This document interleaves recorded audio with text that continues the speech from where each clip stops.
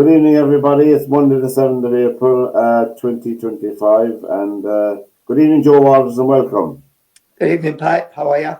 The latest edition of SportsView, and all the information is on the screen there, the phone numbers and email, and feel free and press the red button to subscribe to our channel. You're more than welcome.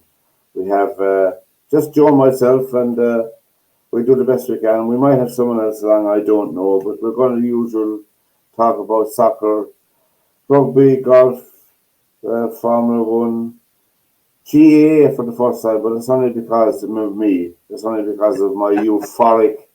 My voice isn't too bad as a cover. Pretty honey at the hurling match yesterday. But the all needed games here in Ireland are Gaelic football and hurling. They're the two games that are unique to Ireland. And there's two national competitions in those codes every year. One is the league, National League competition, and the other is the championship for hurling and football. And the leagues are broken in, there's 32 counties in Ireland. So in the football, there's four divisions in the league, and the top two teams in Division 1 contest the final. And there's promotion, relegation, is the usual in the leagues as well. Limerick, say for instance, this year, Limerick footballers are not at the top table, but they got promotion this year from Division 4 to Division 3, which is a big step up for them. And they won Division 4 as well. They won a trophy, which is fantastic for Limerick footballers, and there's a few nice footballers on the team. But in hurling, not every county plays senior hurling. So there's only about 12 counties really that plays hurling on a regular basis. And it's something that GA is trying to tackle for years, but you can't get young lads and young girls interested in the game. It's a purely amateur game, of course, as well, but it's played like as if you were professionals. They train the same, they watch their diet, they do all their training programs, training regimes of the week, and so it's a huge, huge commitment for people, it's easy for me to talk, but I mean, the match I was at yesterday in Cork was the National Hurling League Division 1A final between Cork and Tipperary. And they were there. You should look at the highlights. You'll find it on YouTube, and the athleticism of the players, I mean, honest to God. But I don't think Mo Salah would be able to keep up with any of myself or someone like that, They'd be put to the pin of their collar, But there was a hurler down, just before we get into the program, there was a hurler down in Wexford. You know Wexford, George, they have a unique accent when they're speaking. They're referred to colloquially here as yellow bellies. Nothing to do with people, that's just what they're referred to. And it's Wexford. And there was a player on the Wexford team called Larry O'Gorman. And he played a long time on Wexford, and they won a few titles, national leagues, and they won Leinster championships. But Larry was a character, and he was coming to the end of his career, and he was struggling to keep up his fitness, the regime of that was set for him to train. And as you know, each player is given a GPS, and the GPS is taken back from them at the end of the week to find out how they got on and all of that. So here is Larry now. I hope you'll understand it. Here is Larry talking about trying to stay on the team and trying to keep up with the lads that were much younger than him. I think you'll find it fascinating. 2004, John Conran, Martin Krigley and these lads, and Jim Keeley came in. He said, look, lads, we'll have to get these yokes on your back, to see how your training is going and progress or whatever. The GPS and all, yeah. Yeah, you have to do so many runs per week or so many miles per week. More or less said, if you can't do it, Larry, you're gone. You're gone. That's what it was more or less saying. But it was showing up then. We played a couple of league games. It was getting lower. He said, Larry, you still have to get your numbers up. So what did I do? Down to my local hurling pitch. Benny, my little dog. Come over here, Benny. With a yoke on him. And I was hitting the hurling ball up and down the field.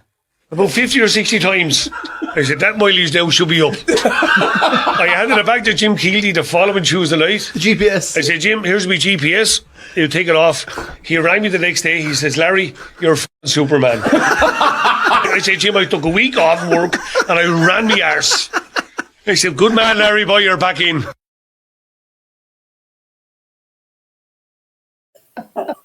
You couldn't make it up, could you, Joe?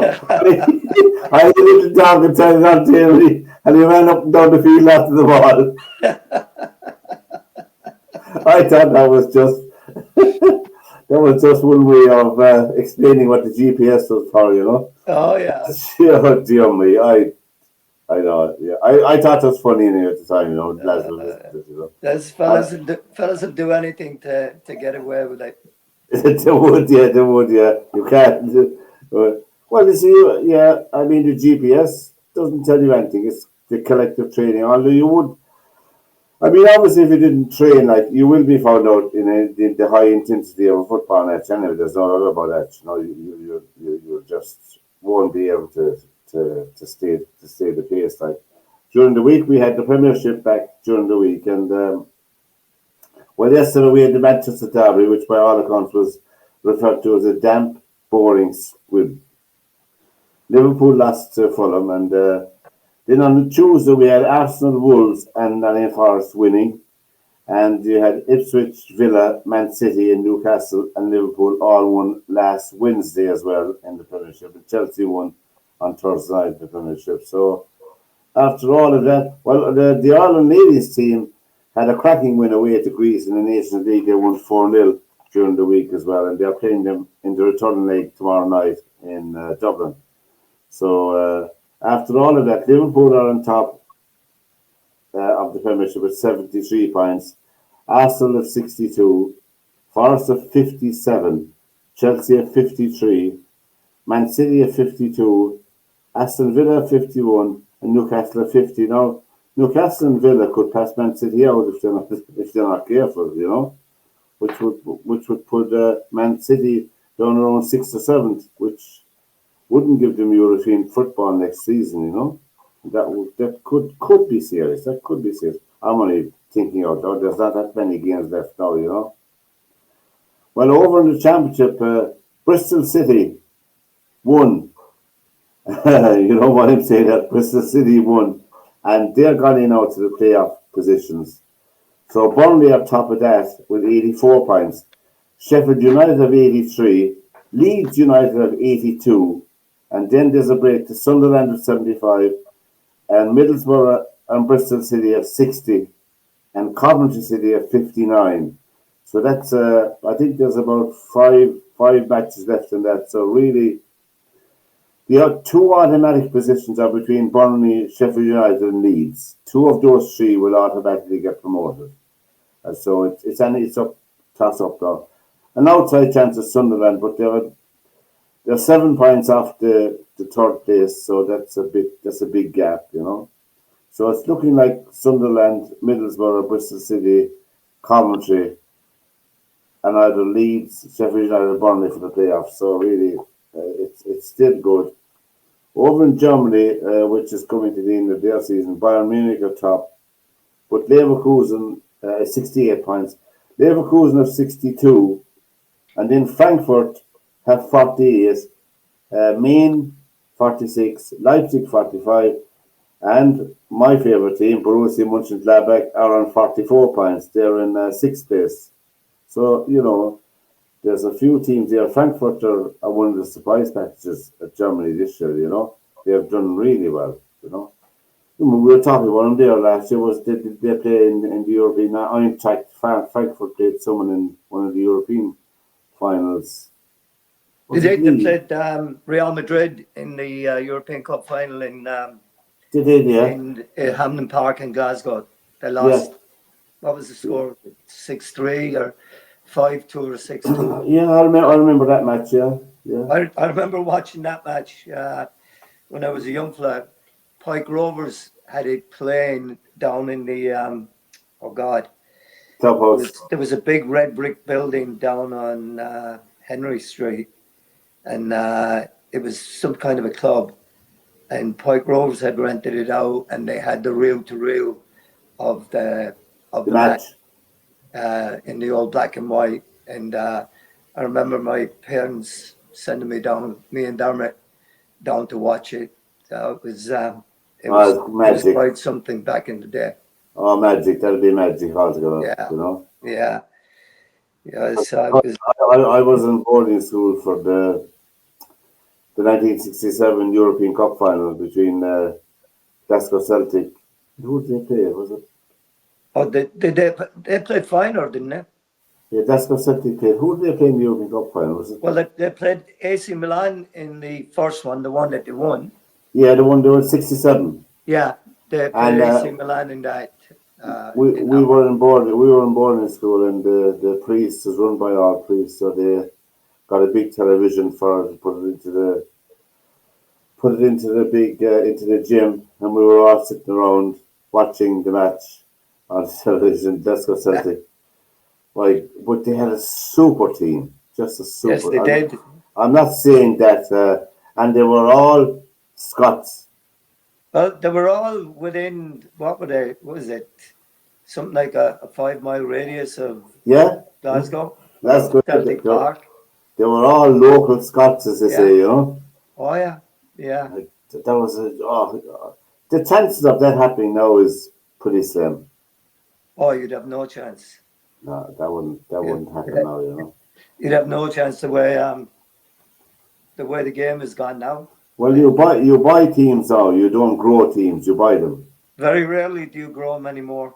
You know, Yeah, there's Yeah, it's completely different. Yeah. it is. Yeah, I see Ronaldo got 2 goals more over the weekend in the Saudi league. I mean, he's 39 years of age now, and the fitness of the man is.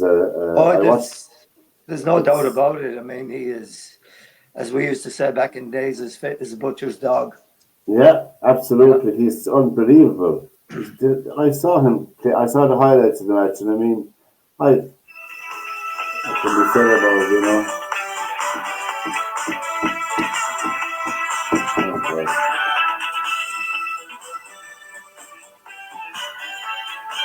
Anyway, Is that the celebration from Cork?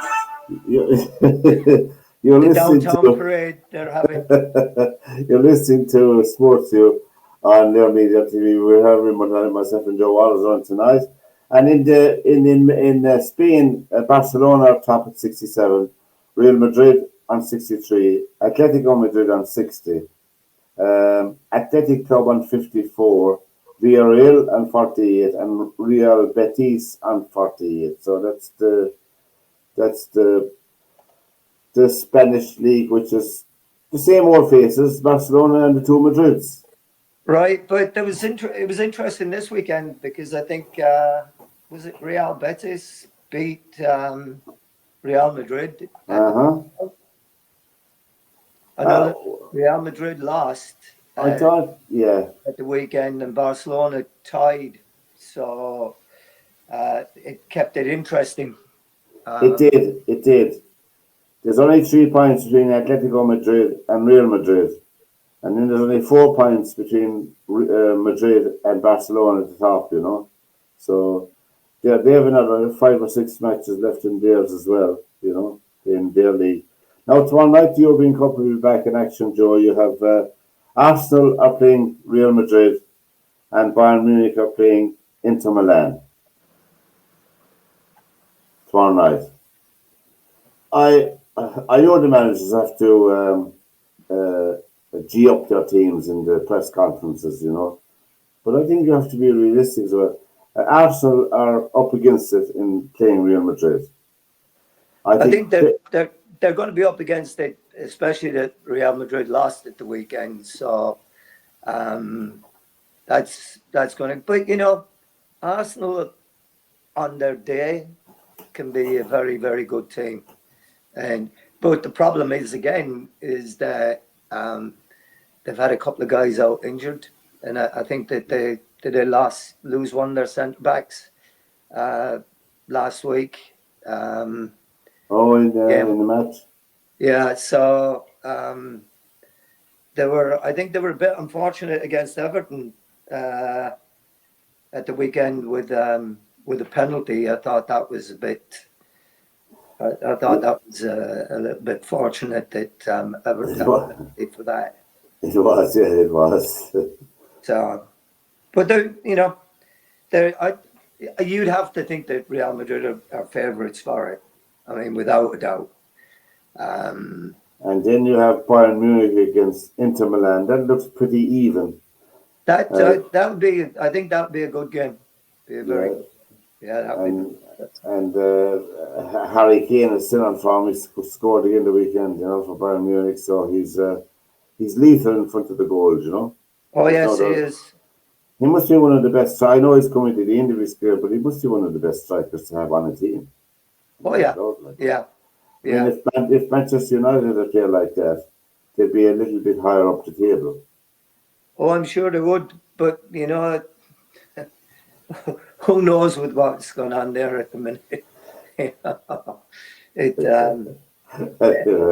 I see now that they're talking about in the paper that United have got Liam Delap as their top target for the summer. Well, he wouldn't be a bad buy because he's a big, strong striker and he's skillful as well. Yes, he is. He is. I think he's a fantastic player. He is a terrific player. He gives 100% in every game. Yeah. Great player, I was reading an article about him this morning, and of course the reason that he left in the finish was because they signed Haaland. So, but they were thinking themselves that he was going to be the guy, but then they decided on the Haaland thing, and he was. But they have they have a buyback clause in his contract with Ipswich that they can buy him back for 30 million. Oh, if they want him back, But I don't see that happening because I don't think he'd want to go back anyway, play second fiddle to Haaland. I think he'll just move on somewhere else, and the money would be good. They're talking about getting 40 million for him. For who? Yeah, 40. For Haaland? For for Delap. Highland? Yeah. Delap? Yeah, there's 40 million for him. Man United will pay 40 million for him. Yeah, but there's a couple of other teams after him as well, apparently. So and the money will help Ipswich rebuild because I think if Ipswich stays up, I think it's a big ask for him now. It is, yeah. Well, Southampton are relegated. Yeah, Southampton are gone already. And their manager is gone as well. Yes, he got fired as well. And after you get relegated, you don't make a statement like blaming it on the recruitment of the players that are with you right now. That doesn't endear you to anybody. So I'm afraid not. And you haven't done the job that you were brought in to do, which was to keep them up. So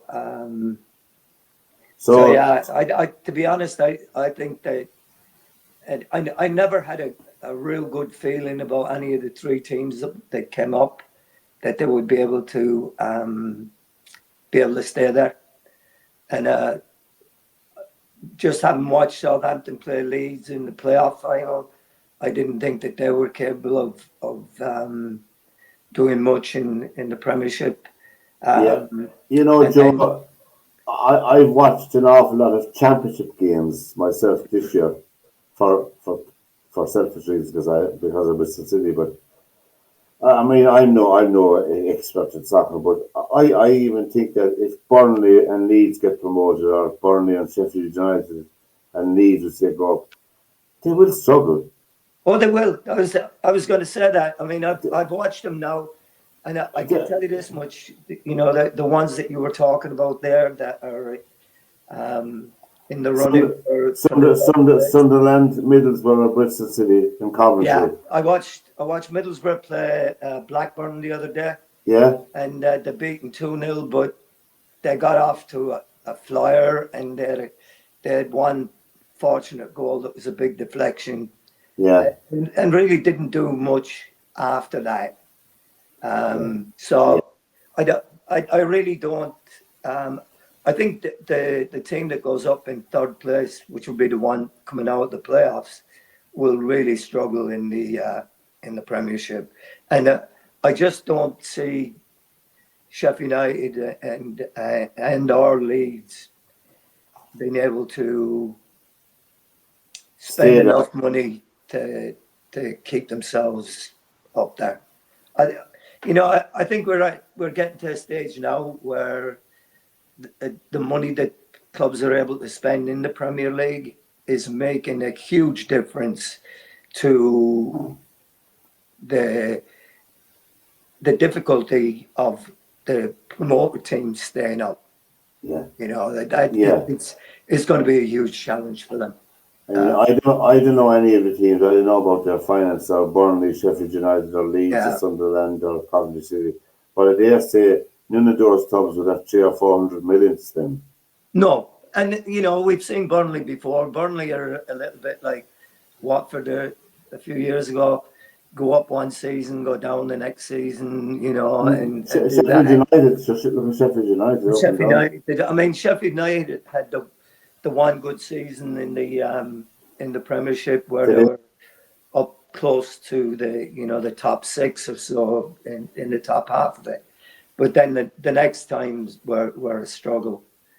Leeds did well when they came up, but they were ultimately overmatched up there as well. And then when they started selling, because they had some great players at that time. Oh, they had, yeah. When Bielsa was there, I mean, they found some terrific players. Even when David O'Leary was managing them. Oh, yeah. They had a good squad then. What did they have? Do you remember Viduka? Viduka up front, yeah. Terrific player. Smith, yeah. There. And David Batty was there. Yeah, that's right. There then. Didn't they get to the semi-final of the European Cup? They did, yeah. They did, yeah. They did, yeah. Yeah, they had a South African guy, Lucas Radabi or something like that. Yeah. And they had some, was Kelly playing for them then in Hart? He was, Kelly from Jordan, from Ireland. Yeah. And then his nephew, Hart, was Ian Hart was a great free kicker, great dead ball man, brilliant dead ball man. Yeah, Ian Hart. And a Hardy player as well. Yeah. Yeah. They had some American as well. Had they? I'm trying to think now who they had back. They had that American player, I remember him now. Oh God. He was well for a while anyway, He was a regular on the US soccer team as well, Huh. He's an Irish surname, for God. Now tomorrow night we said Madrid will beat Arsenal and we'll say Munich will shade it against Inter Milan. I think that may well be whoever gets the best result away from home. I think it'll be decided that way. The home team will, I think, decide the outcome of that one. And then on Wednesday night with Barcelona and Dortmund.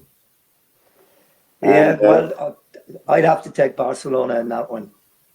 Yeah, and you have PSG versus Villa. I think that's even though I fancy PSG to win the whole thing, I think that match itself is a 50-50 match. Yeah, Villa were interesting at the weekend in the game against Forest. They started off in the first half and they just looked, they were going gangbusters. I mean, they were flying. And then in the second half, Forest came back into it and took it to them a couple of times. So they can just be a little bit fickle sometimes, but when they're playing well, I was reading an article on the manager of PSG. What's his name again? The Spanish player. Luis. Luis. Oh, jeez. Yeah. What's that? What's the old saying? I'll never forget. What's his name? Landon Johnson. Or Landon Donovan. Landon Donovan. Was he with Leeds? Was he? He was at Everton for a bit, wasn't he? Was he? I don't know. I'm not sure now. And Yeah, they had I think he was. they had an American goalkeeper as well, had they? Trying to think who it would have been. Yes, anyway, getting back to PSG, I was reading an article on Luis Enrique. Luis Enrique, and he realised, well, the owners put their faith in him and they gave him a long contract. Well, they decided on what they were going to do. You know, that their MO was to buy big stars and what have you and do all that. Well, now they've changed their philosophy and they're Because bringing young fellas in and they're developing their own. Luis Enrique, well, I mean, no, not taking from Mbappe, he's a fine player, he's a world-class player, but he was saying that the culture of the club was built around him. Yeah. All the plays he was noticing, all the movement was built around him, you know. And Luis Enrique was uncomfortable about that. But he said when Mbappe was sold, when he went to Real Madrid, and when Neymar went, before him away, he said it was then that he realised, I'm in charge of the team now. I'm in charge of the team, and I will get the team to play to their strengths, not revolving around one player. Right. And since Mbappe left, what's his name? The fellow up front for him, the player that scored, the striker. I forget his name. Oh, for PSG? Yeah. Anyway, he said the player came out of himself completely. He transformed his game. You know, it was like he was chained to the field. He was so good. And all the team realised they're all now playing for each other, not focused on it. And that's no criticism of Mbappe. It's just the way the mindset of the team was. Right. Well, All together. I mean, you had Messi there, you had Neymar there, you had Mbappe there, and sometimes there weren't enough balls on the field for him. No. Everyone wants to do his own turn, to do his own bit and what have you, and well, I think work out for him. But the guy you're talking about is the one they got from Barcelona, right? Yeah, I think that plays on the wing. That Real Madrid suits Mbappe because he has 3 or 4 more players who are equally as good as him on the team, are as valuable to the club. So he's more of I think there's a better setup for the team there in Real Madrid, Yeah. With Mbappe, and he knows if he doesn't work hard, it will be a lot more obvious to people on the pitch as well, and they won't take it as well. They wouldn't take it. I mean, Bellingham gave out them a few times in the last match because he wouldn't run when he ran right through, and there was no sign of Mbappe to lay the ball off. He really did throw him out, so there's no one star is untouchable on the team, I think Barcelona will beat Dortmund, and I think PSG probably will have too much for Villa. I'd have to say, yeah. I'd have a feeling that the final 4 are going to be Bayern Munich, Real Madrid, PSG, and Barcelona. It's the same again. The only one missing is City, right? Who? Man City are the only ones that are missing. And on Thursday night, we have a match that it's really for the future of the club as well. Manchester United versus Lyon.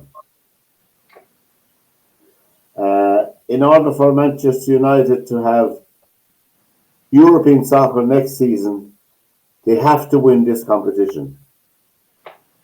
And if they win it, they'll get into the Champions League. if they win the That's, if they win the Europa League. yeah, yeah, So it's a huge competition. They're not in anything else. They're not. They're in 13th place in the league. I was looking at the table. I think the best they could do is move up 2 or 3 places. So they still have no soccer outside of England for them, except this Europa League. And I think that all their energy should go into that now. They're not going to win the league, and it doesn't matter to the club whether they finish 10th or 13th. I think it doesn't make a difference, except financially. yeah. But I mean, when you look at what the difference would be, to winning the Europa League as to finishing 13th or 15th in the Premiership or whatever Yeah, it is, that money would make it be made up in the Champions League in a heartbeat. So it would. they really, if they want to light a fire under it, that would be, I think, what But might be the thing that galvanizes the club again to get back in the European. yeah, The but big of league. course, Leon are a good team. They are a good team. They Leon are, are a good team. and then you're talking about Leon, but then you look past all the other teams that are still in it, that are good teams as well. And Chelsea are in it, and and Chelsea in that one, or are they in the other one? Chelsea are in the Europa Conference Conference. Yeah, with Rangers. right. So So yeah, that's in it. so Yeah. you look past the other teams, but there's a lot of good teams still left in this tournament that they Um, have to beat to win it. So Seville have won that tour a few yeah, times. They're in it. They're still in it. Now, Saturday, of course, I'll be looking to one of my favourite grounds in London, which is Loftus Road. QPR are welcoming Bristol City to QPR on Saturday. there you go. I'll be watching that match anyway myself. Yeah. Now, over the weekend, we had another. 2004, John Connor and Martin Krigley and these lads. And I had a little dog. Well, God, that was the best story I heard for a long time. Or the mentality of it, what am I going to do with this GPS? How am I going to load it up? Come in a spot. Yeah. We had Munster went to France in the European Champions Cup, went over to La Rochelle the weekend and came away with a 25-24 victory. It was a victory of guts and oh my God, it was an almighty match for them. But for their troubles now, you're just see here, Munster are playing away again in France, another trip to France. In the quarterfinal, they're playing Bordeaux Beagles, Bordeaux, a very good side as well. Nearly all the French sides, as I said, are good because people shouldn't forget that it's the number one sport in France is rugby. And so they're playing them at 3 o'clock on Saturday. That's Bordeaux. Leinster beat Northampton 62-0. I mean, really, for a rugby team not to score in a match is no matter where they're from, is I don't know what you call it. What would you call it? It's an anomaly, is what it is. I mean, for a 62 professional team to 0. be beaten by that much. Not even have a penalty. Yeah, yeah. They got a few penalties near the goals. I saw the early part of the match, but after 3 or 4 tries, there's no point much it. And they went for the corner because you were getting more pressure then. You're going for your 7-pointer instead of your 3-pointer. So anyway, Leinster are at home to Glasgow Friday night. Glasgow won the United Rugby Championship last season. They're a tough team, but you wouldn't bet against Leinster winning that anyway, at home. And the Women's Six Nations is on next weekend. We have France at home to Wales, and we have Ireland at home to England. So that'll be a full house down in Cork. They're playing down in Cork. Ireland are playing England at 4:45 next Saturday in rugby. So there you go. The first practice round for the professionals, for the Masters. The Masters, the first Grand Slam event of the golfing year is on next weekend. That's the Masters in Augusta. They were all gathered there, but no member of the public were allowed in, or they were told not to turn up because of the storms, the intermittent storms, thunderstorms, for their safety. But the lads were allowed practice all right. But all the live golfers are nearly into it, you know. And I see that Bryson DeChambeau is one of the favourites for it anyway. He's a fine golfer, you know. But I don't know who's going to win it, to be quite honest with you, know. But in the golf over the weekend in the Texas Open, Brian Harman was 100 to 1 before he won in the Texas Open. He's gone down now to 70 to 1 because he won the Texas Open. But there you go. At minus 9, 66, 66, 72, and 75. So he won that. In the ladies' tour in the Johannesburg Open, we had the English golfer who's our second year on tour, Mimi Rhodes. It's her second tournament win. She won down in Australia as well, and she won in South Africa, you know. That was only for 3 rounds, and there was 2 Irish professionals in it. Lauren Walsh finished 4th at minus 10, and young Sarah Byrne, her first year out, she finished with a 75. She finished in 11th place, so good for Irish women golfers. And in live golf, Mark Leishman won it at minus 6, playing down in Miami, 71, 71, and 68. A man who is, I think, about 150 to 1 for the Masters, who I know has won it a few times, that's Phil Mickelson, had a very good outing in live golf. I'm not saying on it. Patrick Reed, who won there as well, very good. DeChambeau as well. And John Ram had a very good weekend there. And they're all in the Masters field as well. It's a lottery, really. I don't know, looking at it. There's too many good golfers in it to have a bet in it, if you know what I mean, you know. And that's the thing with it, you know, because any of them on a day can win it. Yeah, you can make it. Even Shane Lowry is, I think he's 33 to 1. I see the shorter price now. And I think he has the game, but I'll probably do him each way, being Irish, you know, Shane Lowry. But in Formula 1 over the weekend, the Japanese Grand Prix, it was run off while we were in bed Saturday night, but time-wise, Verstappen won it from Norris and Piastri.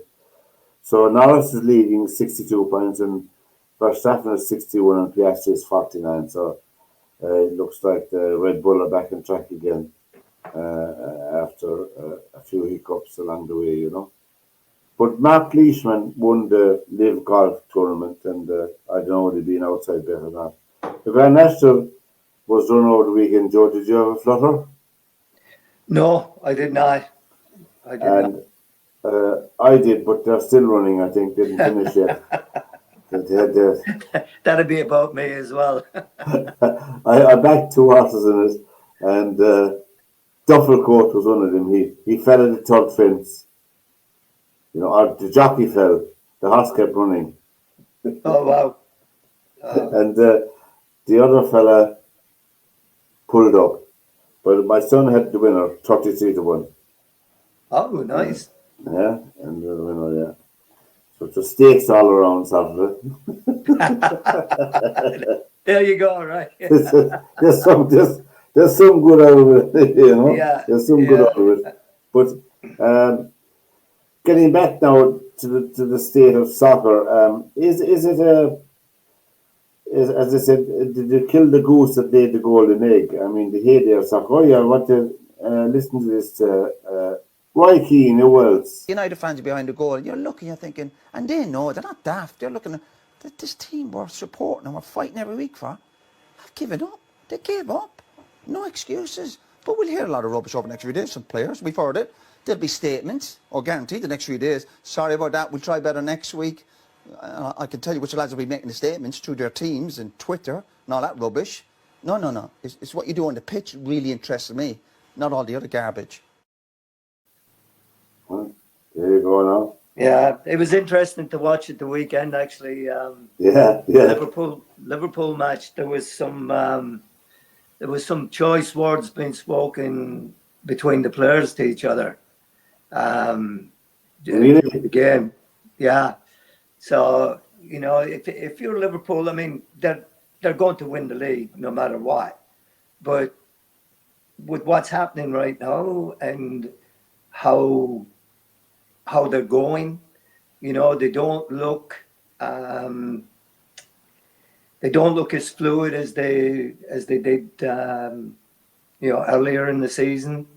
So whether it's starting to wear off on them or what have you, again we had another game where Mo Salah doesn't score a goal, and you're asking yourself why.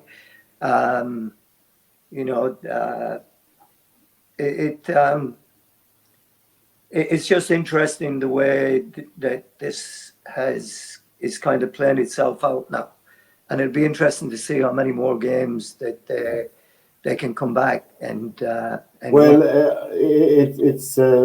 I think that Mo Salah won't be with the club next season. Yeah, I mean, I don't know, did you see that thing that was out there where they did that film crew? They had a crew with him down on the dock somewhere, and I read this morning that it was like a fake signing of a contract or something like that. I don't know, but it just I it mean, just there has been a handful of soccer players from the continent of Africa who are world class players. There's no doubt about that. And this is not casting aspersions on the continent itself. But there's no team in Africa at the moment, professional soccer team, that are capable at all of competing in the World Cup at world level. And haven't been for a long time. when you say club team, No, are you a team like Egypt or Senegal or Cameroon or Nigeria, yeah. they qualify for the World Cup, but that's all they do. And they will. I mean, and they'll probably have a good first game, in the tournament because the excitement of getting there and what have you. But it's still going to be the same old, same old. It's like what we read out there for the European Cup. Yeah, You're waiting for the inevitable semi-finals, and you could name them at the start of the competition. You might get one. You might get one wrong. yeah, yeah. You might, but that's the way. I mean, that's the way it's going. So, So soccer is really down to, when you get down to the nuts and bolts. It's down to money. oh, it is, but you know what though? You could say the same about the rest of the sports. I mean, the only ones that we're talking about now being amateur, truly amateur, are the Gaelic games you were talking about earlier. Yeah, yeah. But everything else is to do with money. I mean, even in college sports over here, we just had the basketball finals this last weekend, and which I have no problem with, because for years colleges have been making millions off of the backs of these athletes. The basketball players, the football players, uh, and those sports, mainly fund all the other sports that are played in college and what have you. And the school makes a lot of money from it. So, but now players in college are allowed image rights and stuff like that, and they can have endorsements from and paid endorsements. So that's Well, another step. whilst they're going to college, Yeah, while they're still going to college, yeah. goodness me, that's a huge thing. I mean, it always, of course, I don't have a tradition. We don't have a tradition of basketball in this country, so we wouldn't have an appreciation of it either, really, in one way. But I mean, there are people come along on again where you'd watch, like Magic Johnson and all those, and Larry Bird back in the day, with the LA. I mean, I knew all the basketball team when Larry Bird was playing with them. Right. Because they had no choice now, and they showed the games because it was such an interest. in demand for it. And as a result, then there was an upsurge in basketball in the 80s in Ireland as well. Where you had semi-professional, professional teams, and they could afford to bring over one or two Americans to play with them, and so they created their own history here. But the phenomenal amount of money that the players are signing contracts for in basketball is just unbelievable to me. The amount of money. There was a player that just got traded from Dallas. This happened a couple of weeks ago. He got traded from Dallas, I think, to the Lakers, and he was that week. He was in negotiation to sign a new contract with Dallas that was going to be $360 million per year. Jesus, that's $1 million every day. Yeah, something like that. It was like maybe it was a 5-year contract. Yeah, I know what you mean. That'd be more. And I was, because we've been talking about it, and we were talking about, how long is it going to be before a player gets paid £1 million a week to be to play in the Premier League in soccer. Well, this guy was going to be getting, if you divided the contract by 5 years, by the years, he was getting $200,000 a day. Yeah, he was going to be getting $1 million a week for his contract. And he went to the Lakers, did he? And he went to the Lakers, but when he went to the Lakers, his old contract was still in place, so he wasn't eligible to get the contract that he was going to get in Dallas. But no doubt, if he does well, they'll find a way to pay. There'll be plenty clauses put into those contracts with lawyers and all. That's their full-time job. Oh yeah. When you hear of a player being signed for $300 million, then there's all the endorsements outside of that to be added onto that. Oh yeah. And shoe, clothes, and God knows what, hair gel and all that. I mean, it's just incredible, the endorsements again. It's just paper money. It is paper money, and it's funny. I have a friend here who works for we have a team in town here in Tacoma called the Rainiers, and they are the farm club for the Seattle Mariners up the road, the Major League club, right? And my friend is the announcer for the Rainiers, and he's a huge baseball man, baseball dad. And I was curious about what players would make, in a career. And we were talking about one player that played for the Mariners, was never a top class player, but always had a team and would always be picked up. And he managed to play on a couple of teams that won the World Series. And I was asking Kevin Killala, I said, how much do you think he made? And I see I'd seen that week that this is a while ago, he'd just been picked up by another club. And he said, I would bet you, he said, over the course of his career, that he has probably made $100 million. And that's a journeyman player. Baseball. Yeah, in baseball. So, I mean, you have to think about it. He played for about 12 years. So if he was making... And who's your friend, did you say? Kevin Killala is my friend, and he does the announcing for the... He might come on the show sometime. Tell him to come on the show sometime and tell us all about tell us all about baseball. I will actually, yeah. I'll get him on and he can talk. Tell us about baseball, the structure of the game, how long is the season, and the rules. That's all. Yeah. You can come on for a half an hour in the program or 30 minutes. Yeah, I'll give him a call and we'll get him on. Yeah, no problem. He could sit with you, and he could sit in his own house. Yeah. No, I'll give him a call and get him on. Brilliant, Joe. Brilliant. That'll be great because it'll be a different angle on the thing anyway. Yeah. And Yeah. We and if you want any training tips, we'll get Larry O'Gorman to give him a ring. yeah. There you go.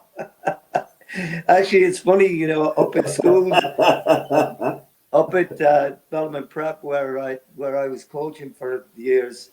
I take the dogs up there for a run, Yeah. and there's a gentleman up there now working. Well, he's working, but he's part time on the grounds up there, and he actually was the groundskeeper for the Rainiers over here at Cheney Stadium, and then he was the groundskeeper up at Safeco for the Mariners. Oh. So yeah, so we have a few interesting people around. I'm all for characters. Yeah. They're dying off completely. But Yeah, there was one great character in Gaelic games who died, and he was buried Saturday. That was Big the Wire. right. I was reading about that. Yeah, 80, I think he was 88 years of age. Big Yeah. the Wire, who broke our hearts down in Cork for years. The fecker. right. Only for him we'd have won a few All Irelands, but however, Yeah. he did It's funny, totally. I read an article in the paper this morning. You must have probably seen it as well. It was in the Independent, and it was about Cork's win yesterday. Yeah, And I think it was the writer was Sweeney. Eamon Sweeney. Yeah, and he was saying, he said there's only two teams that could possibly stop Cork this year from winning it all. He said one is Limerick, and the other one is Cork themselves. Yeah, you did right. So, I've seen him down through the years. The last year's All Ireland is an example of it. yeah, They didn't have the killer instinct of the ruthless streak when the other team is down to keep them down. Right. And I don't mean in a nasty way, but you know what I mean. They went 7 points clear of Clare last year, and they did not kept the foot in the pedal. yeah, they didn't go for the juggler. I know where Eamon is coming from, and I agree with him there. Limerick are the only team, I think, and but Cork beat them twice last year in the championship. Right. So they wouldn't have a fear of Limerick. In fact, they'll have to play Limerick in Limerick in the championship, and they'll have to play Clare in Innis. It's their first match. So that's going to be interesting next week, right? So Cork are going to Sunday week, the 20th. Is it? And there's no tickets available, and there's no tickets available for the Limerick match. But there was no ticket available for the match yesterday, but I got one, even though they weren't available. I was lucky. It's not what you know, it's who you know, right? I know. Big seal of borrow, Yeah. Get an APB and Alpine's bulletin out. But I mean, I got one in there. But it was a smashing day, beautiful sunny day, and there's nothing like it up there, It's just a magic day. And the stuff I did, the thing I did, something happened, the recording I did, the second thing. Probably with the excitement, I just didn't, I had the volume under, and I couldn't do it again because I was inside of the match, I thought it was grand, but I had no volume on it. It was like a silent film. It made no sense. If it made any sense, I would have. But anyway, that was the. So, Joe, we managed to perform. That'll be something to look forward to now over the next while. That friend on the baseball to be great because of the. I dip into CBS Sports and ESPN Sports from time to time, and the excitement of the panels. I don't know what they're talking about half the time, because I don't understand the fine. What's the word? Descriptions they give and the plays, the terminology around it. Right. I wouldn't. Yeah. I know they were talking about baseball, but I don't know the nuances of the game. I wouldn't know. But I see their passion and their excitement for it. Even the commentators make a fortune out of it. Oh yeah. It's big business. It's big business. It is big business. When I was playing with the Stars, we had a radio TV guy that used to do our games, and he would come to every game and do the announcing for the radio, do the play-by-play. Yeah. And he lived in Las Vegas. So he would travel from Las Vegas up to Tacoma and to wherever we happened to be playing. And he was at every game. Jeez. So yeah, so it just tells you the money that's in it. And he flew up from Las Vegas, probably overnighted in many of the venues, Yeah, or probably flew back. I don't know, but I mean, it's all cost to the depot, you know. oh yeah, yeah, Jeepers, yeah. yeah. That's right. No, it's Well, I'll tell you now, viewers and listeners, we have a lot of sport to look forward to during the week, a lot of soccer to look forward to, European soccer this week, and by the time we're back here next Monday, the semi-finals of the European Cup should be fairly clear. United You fans know? behind the goal. You're looking, you're thinking, and they know they're not daft. They're looking. That's my fault again. I hit the button, but and Larry and Ontario, I'll never get away from that because you know oh, by the way, I must tell you the piece we played last week with your man crashing into the goalpost. Martin, another friend of ours here in the background, Martin picks out the funny clips out of the show, you know, or that we'll be having a laugh about, and shares them up in TikTok and the other places. But that one with your man in the goalpost has gone down the bomb anyway, you know. yeah.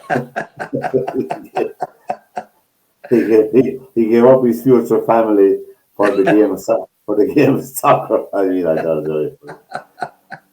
So we've come to the end of another show, Joe, and it's a pleasure to have you along. And we look forward to next Monday night. Hopefully, as I said, with lots more. Even the European Challenge Cup in rugby will be clearer next week when they're on the air because those matches are being played over the weekend as well.